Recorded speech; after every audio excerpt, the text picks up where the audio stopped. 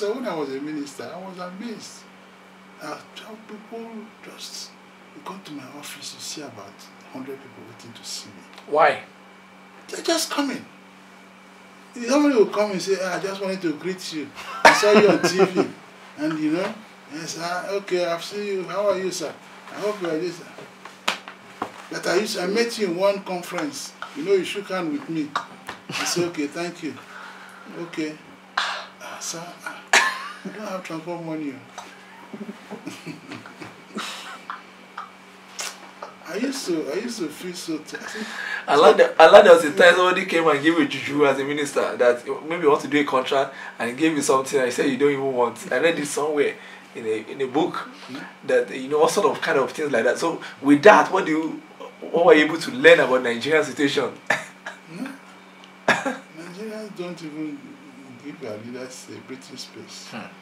They don't. So, you know, I never used to work.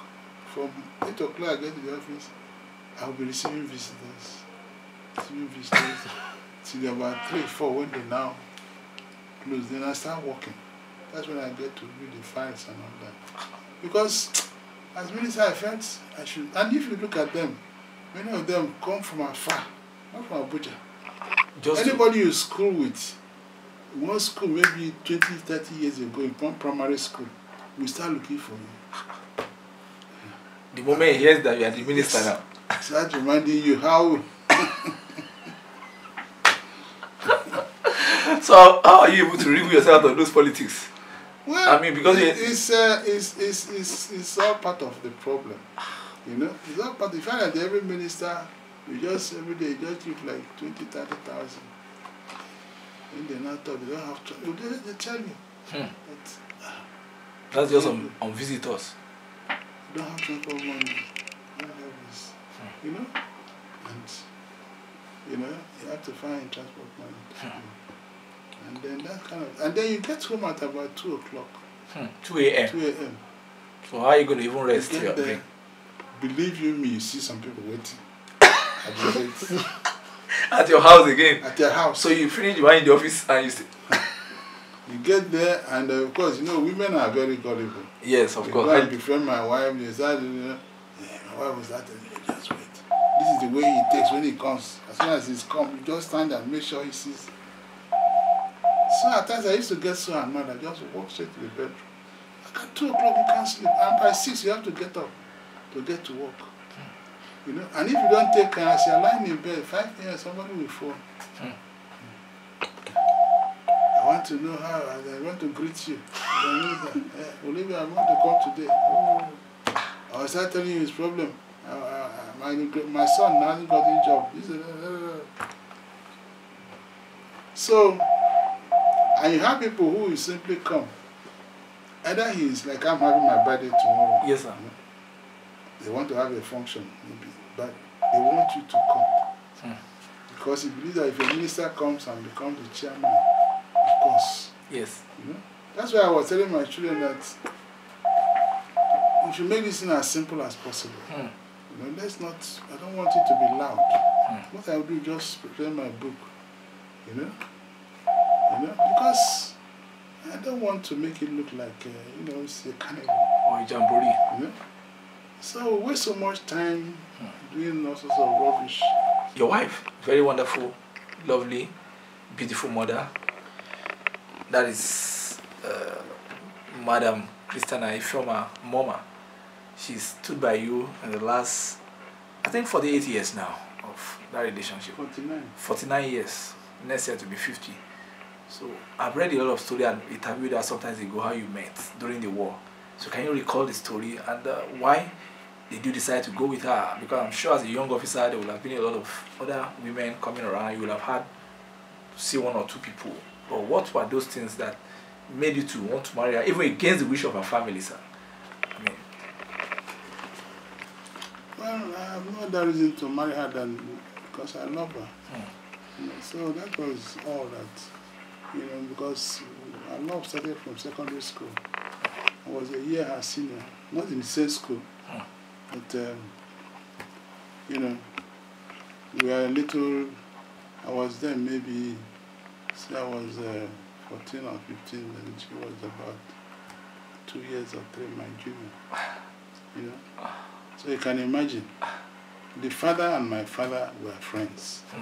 So that was the beginning. So why were they rejecting the marriage? The father because it was during the war. Okay, sir. The war was on. And if I were any father, I would do the same. Because if a man who is in the battlefront comes to marry my wife, marry my daughter, I will just drive him away with a barrel, whatever barrel. But you see, the war was on, and I told you I lost my senior brother. Yes, sir. During the war. Yep. In an air raid. You know? So when and we were 3 boys in the family. So when I lost my senior brother, my parents felt that that is now a regular soldier. Next time we die, I'll be killed. So my parents were just keen that I just get married so I can have an issue. So that in case I get bumped up, at least they have somebody to, you know. A replica. So my father now said, okay, I must. Initially when he said it, I said my father must be, he's not serious. But I was barely just, you know, this was around 69, so I was just about 26, you know. So I wasn't at all ready to get married. So they kept saying this, they keep the same story, the same, you know. The same narrative. Same narrative. So in the end, I now told them, say, well, if my wife, if she agrees, then I can get married. Because when I was overseas, we were corresponding. Yep. You know? It was days of letters then. No telephone. Love letter. Just No love letter. telephone. Just love letter. You write and you wait for 1 month, 2 months for a reply to come. And when the reply comes, you just display it on your table. So everybody will know something is happening in your life. You know that? You know? Oh my God. Those are good old days, you know. Very wonderful days that we didn't even meet. You know? We in our generation, we missed it. There's no question of, my wife would not say I love you. Those days say it was haram, it was forbidden for you to say you love a man that you're not married to. So when she just say hi, they start talking. And very few sentences, you know, she will write in her letter. But even then it was fun. Because I show it to my friends too, they will show me their own girlfriend letter. And we compare notes. Someone like Koshoni was the same day. He had a girl in Lagos. Is that General Koshoni? Yes. There was one Fashala too. He had a girl in Lagos. All those things. And you had your own girl in there. So in Delta. Yes. So that was how we were doing until now came home. The Civil War now cut us. And my father started talking of all this. So my father now went to my father-in-law then to talk to him that, look, my son said he wants me. That day my father-in-law just took my father to get out of the house. Because the father was not, the father was already a refugee. The town where he lived had already been leveled by the federal forces. So they were somewhere in the warrior. So my father said, look at, the father of my present wife said, because I'm a refugee, you're now mourning me. You're coming to tell me you want to take my daughter. That's not, I should forget about that until when the war ends and my daughter finishes her education, then you can come. So, my father now, in the second attempt, the same thing happened. So my father now told me that since Mr. Nakwenze does not agree to we marry the daughter, what? Must we first find another girl? I said, I don't have any other girl. I don't have any other girl. You know? So, and honestly, she was the only girl I had. At the time? At that time. You know, those days, you were very, very honest. Not these days, people can have 3 girls or 4 girls. Those days, there were really sincere love and sincerity. Can you imagine? You know? So you stood by her. I stood by her. And she also stood by you from that end. You know? So eventually, my father, what he did was try to do. He will call me that there is problem at home. You know, in the village. So I will leave the war front and come home. When I come, I see about 6, 7 girls lined up. said, Papa, what is going on? He said, just choose one of them. Just choose one of them. Let's move. What kind of politics is that? I'm telling you. And the guys will be chickling. No, that time I came back from India, looking really, you know, young and... Yes, and robust. I was marketable, though. The guys will be... And you'll be angry. I'll be so angry. I don't even want to look at them. I mean, somebody I've never talked to. I don't know. You know, there is no atom of love. You just pick one. And I've been exposed in India as a young man. Can you imagine? And it's not bread. It's not even loaf of bread. I can just pick one. So I did this thing 2 times, 3 times. I didn't. I just left me and just ignored. Papa, you know, was very annoyed with me. So when he now realized that my wife and I were still communicating, you know, they found out that we were still very close. That all the father was doing and my father was, 2 of us were still communicating and relating. Relating. So when they now found that out, you know, because what happened was that I was posted to Owerri sector where my wife was a refugee. Okay, sir. So every day she came from work, I go and pick her, we go to my house where I was staying, and you know, and then it was more peaceful. I wasn't being in the war front, so to say. Yeah. I was in the rear, you know. So now the news got to them that every day, and with my wife, we just, in the end, they just gave up. And I said, okay. The father gave up, my father also gave up, and we got married. You know? I learned that before her father died, he sent her a message that she would apologize to you. That because the father used to drive me away. Yes, that he has offended you and that he felt so bad that he didn't know you are going to bring the family so much glory. You know? So did you take the apology, sir? Of course, why not? Because like I said, if I were a father, I would do the same thing. Because somebody with the war front, he can be bumped off anytime. This is why military career. You know? You can't tell somebody in uniform and if there is war. You can just one day hear that he's dead. And when he's dead, you don't see even the dead body. Honestly. At times things are abandoned there. So no honor for burial. That's why they always say burial for the unknown soldier. When they do this normal thing they do, they say for the unknown soldier because most of the soldiers have died in the war front. The name is what they just write down. But if you need to go and say this is the grave of Mr. A, not in all cases. In most cases, the body is not found. Because in the heat of battle, you don't have time to evacuate. You know, particularly in Nigeria where the logistics are not there. If it's in developed countries, they will make sure if it means landing a helicopter and picking him up, they do that. But in Nigeria, where do you have that kind of helicopter? To go and pick up somebody. So the person will be abandoned there, just rot, and that's the end. Food for bed. On the last 48 years, what has kept the love going? I mean, you have 5 lovely children, 4 medical doctors, 1 IT, and they are well trained, well mannered, and to God be the glory. I think they are very good citizens of the world. So, what has been the secret of the romance?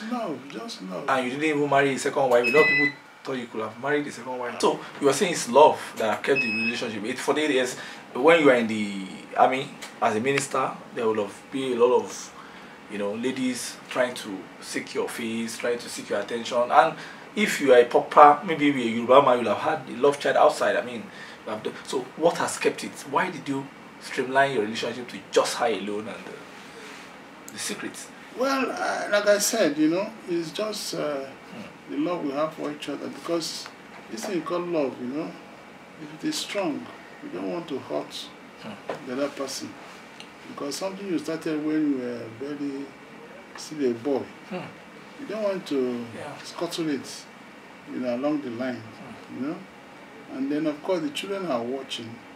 You never know how they will react and all that. And if you are really serious with your job, you wouldn't like to anything that will mess you up, that will distract you from. Because of course, as a minister, a lot of ladies came. The director of finance, I didn't know he is such a character. When I didn't know that he was the one sending some girls to come and tempt me. Can you imagine? You know, so he was saying at times some girls will come, they behaving funnily, they will, you know, you see that almost the dress, you will see the pants, yes, seeing their legs, and, yes. and then I used to wonder. So they will confess, oh, I love you. I did. I say, oh, I still, how do you love me? I say, I saw you on TV last night. I'm not your. I said, now you are seeing me live. Oh, I love you. So. I'm telling you. My God. For the first 3 months, you will become a minister, you are a target. Those guys will be doing everything. But was there one that, I mean, nearly got you? I mean, no way. There was one that he gave me her address, he kept on telling me, you know, one day she even bought one material for me to sew about all those things. Just, you know, something I did was I didn't want to hurt them. I didn't want to say, get out of my office. Because you never know who is who. They can get assassin to just do.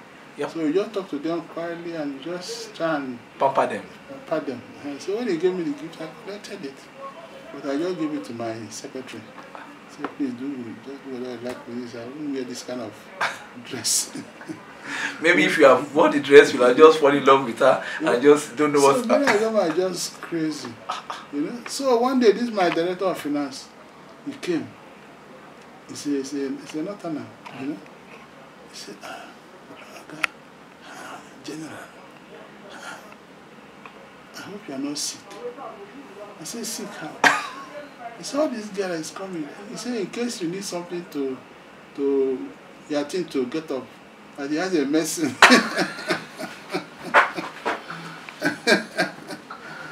has a medicine he will give me so that I'll be active. I said, no. Oh my God. Director of finance. This is ridiculous. Because that is, I think, you know, because all those directors of finance, that time, they do all sorts of things with government money. You know what Buhari has done now is very good. This TSA thing. Yes, sir. It's saving government so much money. Because, like my ministry, I came there, we had maybe up to 50 accounts. How do I know as a minister? And you're not supposed to sign the checks. The only thing you approve, then they now sign the check. So, many things are going on. And these girls, they just, you know? Maybe those girls were the incubus and sescubus that they need to use to take the money out of you. That's the, if I had fallen, the girl will now be the one that will now be, you know? Yeah. Making me sign and approve. Yes. Because he said this is what this girl has. She's going to London tomorrow, she's going to Canada next tomorrow, then she wants to just buy one new car. So that means one girl came one day, the girl is from my area. He came. He's traveling abroad, but he needs a ticket. I said, why? He said, buy me a ticket now. I said, what? Buy you a ticket? He said, but you have made, they're buying ticket for every girl. They're just. I said, where is that them? I don't do that. He said, you are very, very stupid. They're pretending so much. You know? So many things go on in government. How can you use government money to buy tickets for? Yes. You know? And you think that things will go normal. Because you are buying ticket for your own girl, all your directors, everybody now will. Yeah, they will join the free. Because of my strict nature. Yes, sir. They were scared of me. They were very scared. There was an air of There was fear. something that happened when Absalom became head of state. Okay, sir. When General Absalom became head of state. Yes. You know, there was some project we were to do. This Millennium Bug. Okay, Millennium Bug, yeah? Yes, we were to, you know, make sure that Nigeria does not get into the Millennium Bug thing. So, okay. Yes, so we have to advertise what to do and how to do on that date. So for the first time, they gave us some bulk money. Some bulk money for that. You know, some 400 million or some amount. For the first time, because Science and Tech is the ministry where you get the least fund. In those days? Those days. Even now, sure. Even now. Science and technology. Yes. We, in terms of budget, our budget is only higher than that of Women Affairs Ministry. It's supposed not to be. Because science and technology is about research. Is the, you know, but you know these our friends in the north, they don't believe in technology. Yep. So they don't talk about research, you just say, what are you talking about? If I can buy the thing in Dubai, they're telling me you want to research. You know? So the money came, and my directors went and they met and told the PAMSEC to go and tell me how we share that money. That I will take 100 million, then they will take 2020, and they will share it, then they will give like 100 million for the government.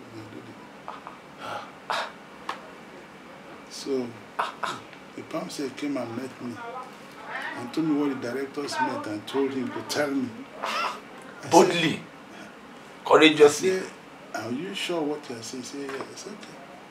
Tell them to assemble in the conference room and wait for me. Let me hear from them one to one. So they all assembled, and I now told them what I was told. I said, I want to confirm from all of you, is it true? You met and said this. For 5 minutes, nobody talked. They all play like this. All the directors, I think 8 of them, with their face on the table like this. I said, I want to hear what really happened. You didn't tell, because let's discuss it. And after some good 10 minutes, one of them got up and said, yes, and they met that all the directors in other ministries have cars, have bought houses, have done this. And only in our ministry, we are trying to play the good boy, nothing is happening, that, you know, and something should be done, that, you know, yeah. I asked others, are you all, you heard him, is it what he says, is it correct? They kept quiet. I said, anyway, silence means yes. Because if it's not true, all of you would have said no. So I take it that you all have agreed to what Abuja Nelson said. I then told her, I said, look, you see this pen I'm putting here? I've taped all of the discourse here. And I'm taking it to General Abacha. So General Abacha, when he calls you, you now tell him what you mean by we sharing the money. They knelt down. They knelt down picking me. Say, please, don't like that, sir, please. I'm not sorry. Say, please. And when you know, poverty has a way of making you think wrongly. Now, poverty is a bad thing, sir. You know, it's poverty that has made us to start thinking. So what I'm just saying is that many things happen in the ministry.